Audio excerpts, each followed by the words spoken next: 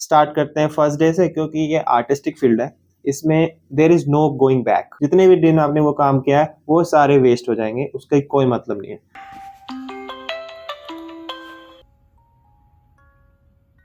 Hello everyone, welcome back to channel and good morning.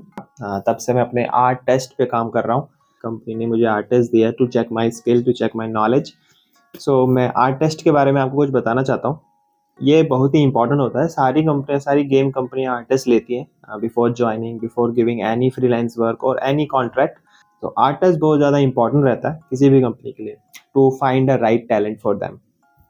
So basically इसमें company क्या check करती है कि your ability to perform in a specific time frame, your communication skills. Communication skills मतलब आप feedback को कैसे identify करते हो, आपको कोई प्रॉब्लम आ रही है तो कैसे उसे आस्क करते हो, कैसे क्वेश्चंस पूछते हो, टाइम फ्रेम के अंदर दिए गए सारे टास्क डेली अपडेट्स कैसे देते हो, ईओडी में क्या अपडेट्स आते हैं, कैसे अपडेट्स आते हैं, क्या उसके पॉइंट्स रहते हैं, क्या उसके बुलेट पॉइंट्स रहते हैं। तो ये सब इस आर्ट टेस्ट में चेक किया जाता है। ऐसे नहीं होता है कि अगर आपको 7 दिन का एक टाइम फ्रेम दिया गया है तो आप टेस्ट स्टार्ट करते हैं और आखिरी के 7वें दिन आप उन्हें अपडेट देते हैं कि मेरा हो गया। ऐसे नहीं होता है। तो वो यही चीज चेक करते हैं कि आप कैसे कितना अच्छा कम्युनिकेट करते हैं उनके साथ, कैसे टीम वर्क जैसे काम करते हैं। तो ये ज़्यादा इंपॉर्टेंट है। मैं आपको स्टेप बाय स्टेप प्रोसेस बताऊंगा कि कैसे आपको आर्ट टेस्ट मिलने से लगाकर कैसे सबमिशन करना है, उसका एक प्रॉपर प्रोसेस है।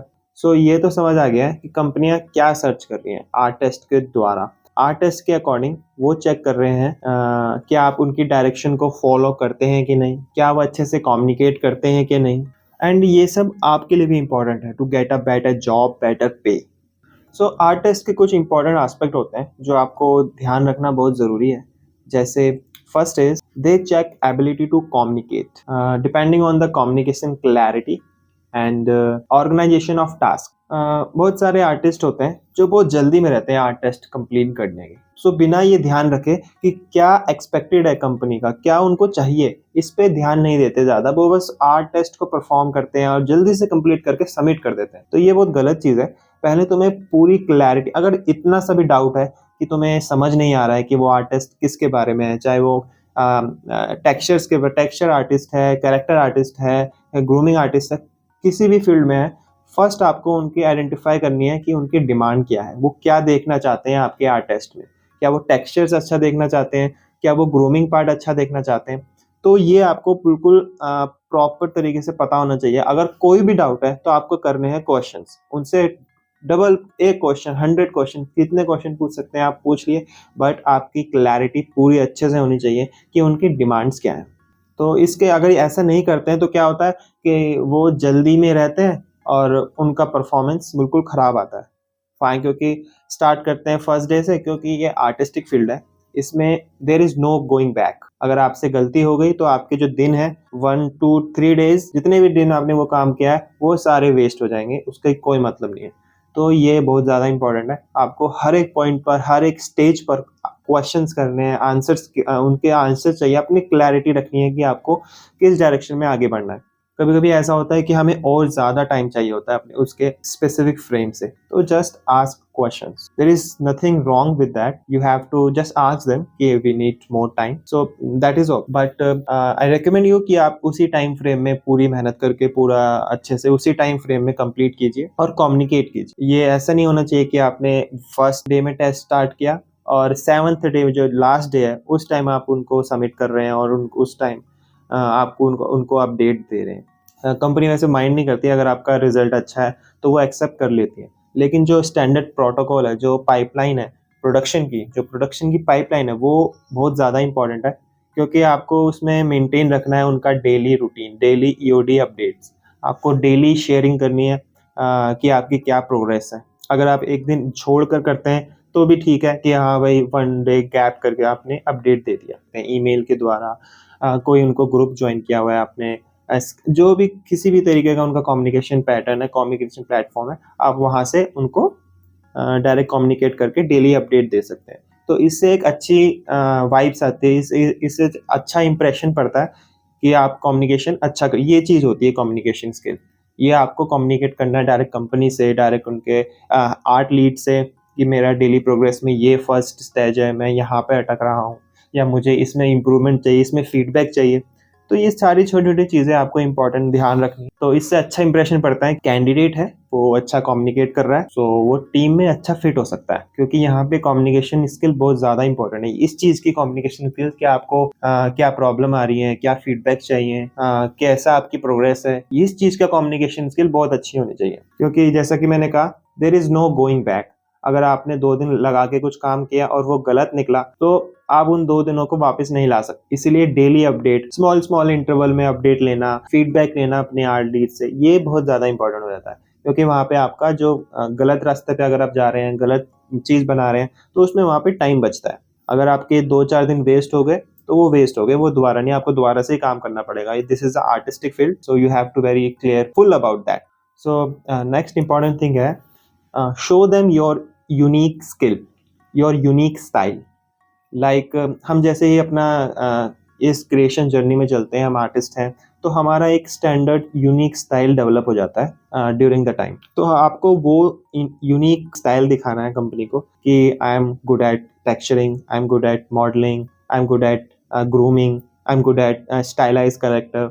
सो ये डिफरेंट चीज़ों में आपको वो स्टाइल दिखाना है अपना यूनिक, क्योंकि कंपनी भी ये सर्च कर रही होती है कि ये कैंडिडेट हमारे स्टूडियो में, हमारी टीम में कहाँ फिट हो सकता है। सो वो ये आइडेंटिफाई करना चाहती है, तो आप उसे जितना क्लैरिटी से शोकेस करेंगे, उतना ही बहुत अच्छा रहेगा आपके लिए। आपको अच्छी पे मिलेगी, आपको अच्छी अपॉर्चुनिटी क्रिएट करेंगे अपने लिए। तो इसीलिए ये आर्टिस्ट बहुत ज़्यादा इंपॉर्टेंट होता है। Put your personality on your art work, show them your true ability. So this is very important.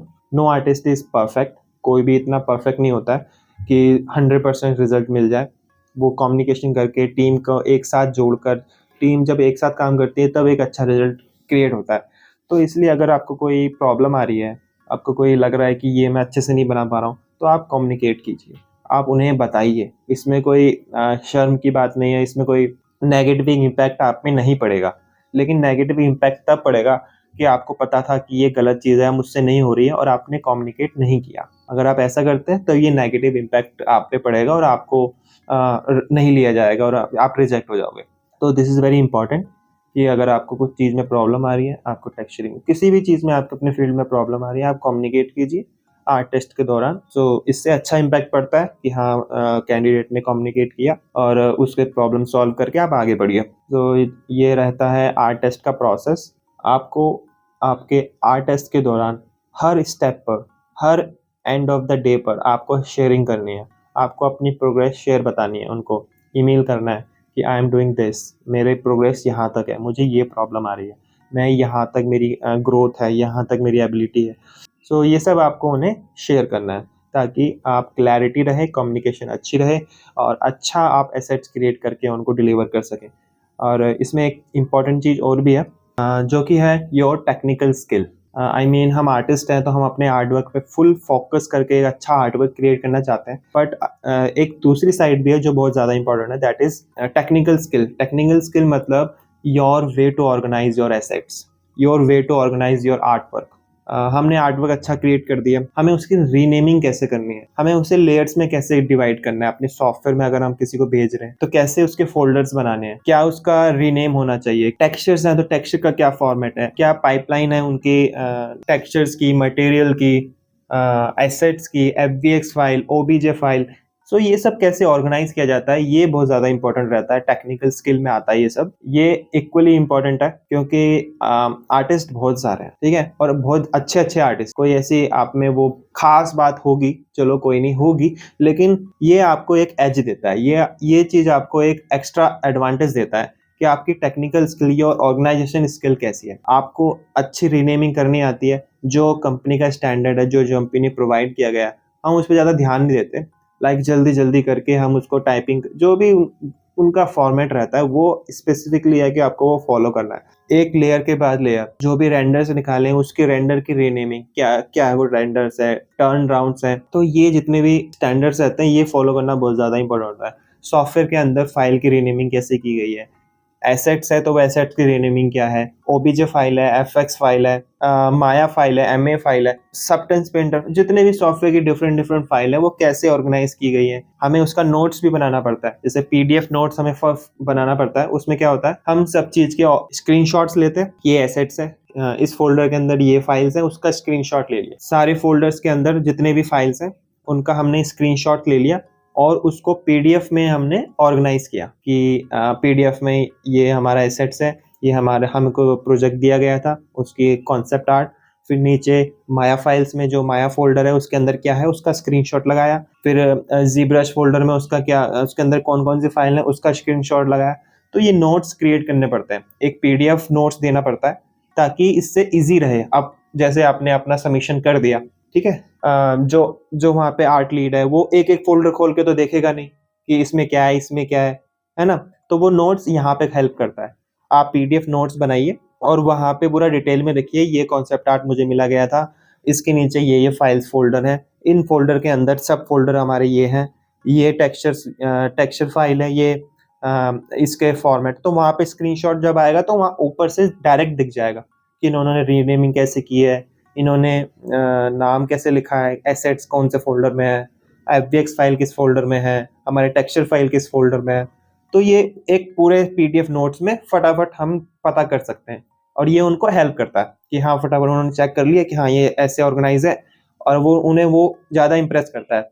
और वो जब इंप्रेस होते हैं तो फिर आगे आपके फाइल भी देखी जाती है, क्योंकि कंपटीशन बहुत है, बहुत सारे आर्ट टेस्ट सबमिट करते हैं।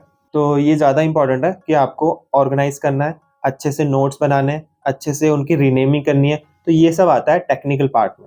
ये टेक्निकल जो आपकी स्किल है ये भी बहुत ज़्यादा अच्छी होनी चाहिए ऑर्गेनाइज करने की, एंड उनको वेल मेंटेन रखने की अपने फोल्डर्स में, अपने सॉफ्टवेयर में, सारी जगह। ये ज़्यादा इंपॉर्टेंट रखता है, ये ज़्यादा मायने रखता है। सो गाइज, ये थी सारी बातें आर्ट टेस्ट से रिलेटेड। अगर आपके कोई क्वेश्चंस हैं, कोई डाउट है कि मेरे को आर्ट टेस्ट मिला है, मैं कैसे उसे परफॉर्म करूँ, कैसे उसको ऑर्गेनाइज करूँ, तो आप पूरा क्वेश्चंस पूछ सकते हैं, कमेंट डाउन में लिखिए।